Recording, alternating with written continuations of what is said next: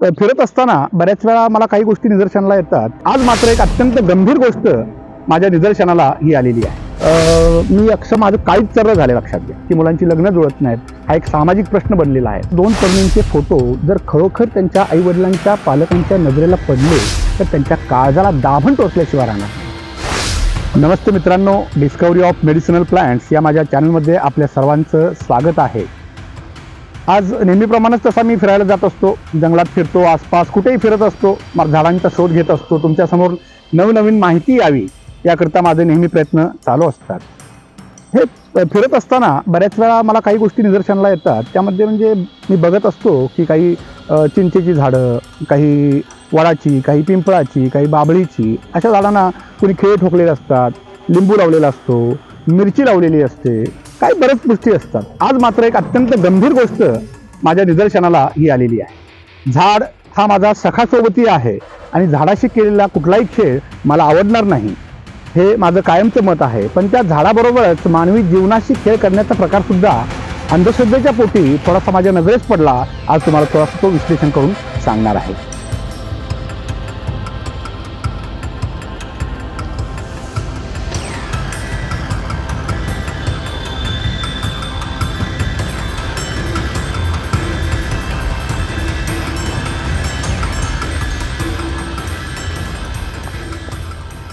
हे पहा मित्रांनो, बऱ्याच वेळा मी बघतो की झाडांना काही खिळे वगैरे ठोकलेले असतात. कुणी ठोकू नयेत ही माझी सगळ्यांना आवाहन आहे माझ्याकडून.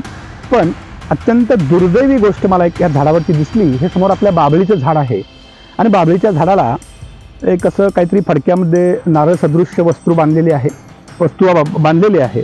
अगदी इकडे बघितलं तर काळ्या बाहुल्या, हे पहा इकडे या काळ्या बाहुल्या, त्याच्यामध्ये लिंबू, काळा दोरा, अशा पद्धतीने ते बिब्बा देखील आहे. बघा, बिब्बा इतका चांगला औषधी असतं ना, अशा कारणासाठी का वापरावा मला समजत नाही आहे. अशा पद्धतीने हे केले. आणि अत्यंत गंभीर आणि वाईट गोष्ट जर असेल तर खिळ्यामध्ये 2 तरुणींचे फोटो समोर बघू शकता. 2 तरुण मुलींचे फोटो आहेत. त्याच्यावरती एक लिंबू आणि त्याच्यावरती दाभण, खिळा पण नाही, लक्षात घ्या, दाभण म्हणतात त्याला. दाभण पोती शिवण्याकरता जो वापरतात, सुईचा थोरला मोठा भाऊ दाभण म्हणू आपण त्याला, तर ते ठोकलेलं आहे. आता मला ही गोष्ट बघून थोडंसं मी अक्षरशः माझं काळीच चर्र झाले. लक्षात घ्या. कारण का, अत्यंत सुंदर देखण्यात तरुण मुली आहेत आणि त्यांच्या या बाभळीच्या झाडाला त्यांच्यावर खिळे ठोकण्यात आलेले आहेत. काय कारण असावेत?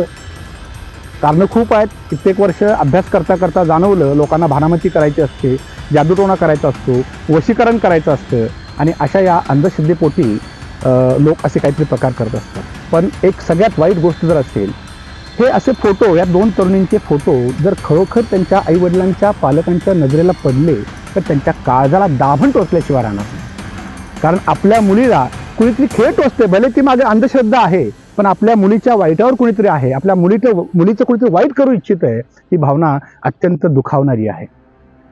छत्रपती शिवरायांचं नाव घेऊन आपण छत्रपती संभाजी राजांचं नाव घेतो. लक्षात घ्या, हा महाराष्ट्र त्यांच्या वीरतेनं, त्यांच्या रक्तानं नटलेला आहे, वीरतेनं नटलेला आहे. आणि अशावेळी अशा पद्धतीच्या अंधश्रद्धेपोटी या भेकडपणा करणं ही अत्यंत वाईट गोष्ट आहे, लाजिरवाणी गोष्ट आहे.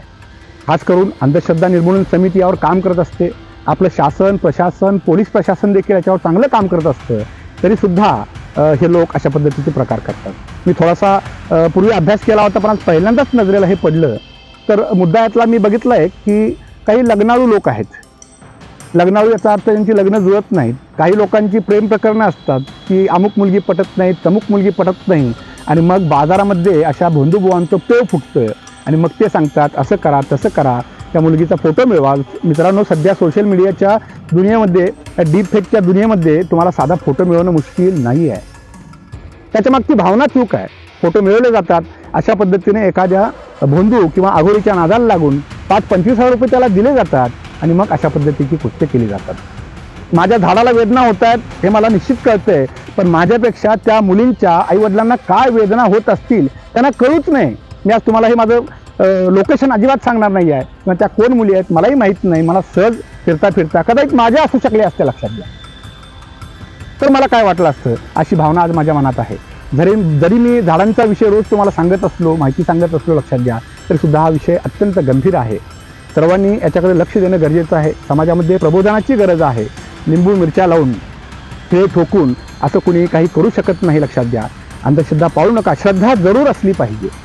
आपलं दैवत, आपलं आईवडील, आपले गुरुजन, आपले मित्र यांच्यावर श्रद्धा निश्चित असली पाहिजे. आपल्या करणाऱ्या कामावर श्रद्धा असली पाहिजे. पण अशा प्रकारची भेकड अंधश्रद्धा करून कुणाचं आयुष्य वाटोळ लावण्याकरता असू नये, ही असं माझं मत आहे, लक्षात घ्या. त्यामुळं इथून पुढं लोकांनी थोडंसं असे काही प्रकार दिसले त्यांनी जागरूक व्हावं, लोकांच्यामध्ये प्रबोधन करावं आणि अशा पद्धतीनं कुणाच्याही आयुष्याचं वाटोळं लागेल अशी कृत्य करू नयेत. स्वतःचे पैसे तर तुम्ही घालवणार आहात, बंधूच्या नादाला लागणार आहात. अशाने लग्न जुळवण्यापेक्षा, अशाने मुली मिळवण्यापेक्षा तुम्ही तुमचं कर्तृत्व दाखवा, शिक्षण घ्या, चांगलं शिका. असं बऱ्याच आहे समाजामध्ये आता दिसतंय बऱ्याच वेळा की मुलांची लग्न जुळत नाहीत. हा एक सामाजिक प्रश्न बनलेला आहे. पण प्रत्येक गोष्टीला निराश होऊन कधीच चालणार नाही. प्रत्येक गोष्टीला काही ना काही मार्ग आहे. पण तो मार्ग असे मुलींच्या फोटोवरती झाडात खेळ ठोकून झाडाबरोबरच त्यांचं काळीच दुखावणारी गोष्ट करणं अत्यंत चूक आहे. त्यामुळे मी अखंड महाराष्ट्राला विनंती करतो की लक्षात घ्या, असे प्रकार असतील तर रोखा. निसर्ग जपलाच पाहिजे, पण निसर्ग जपणारी माणसं, आपली जीवाभावाची माणसं सुद्धा आपण जपली पाहिजेत. धन्यवाद.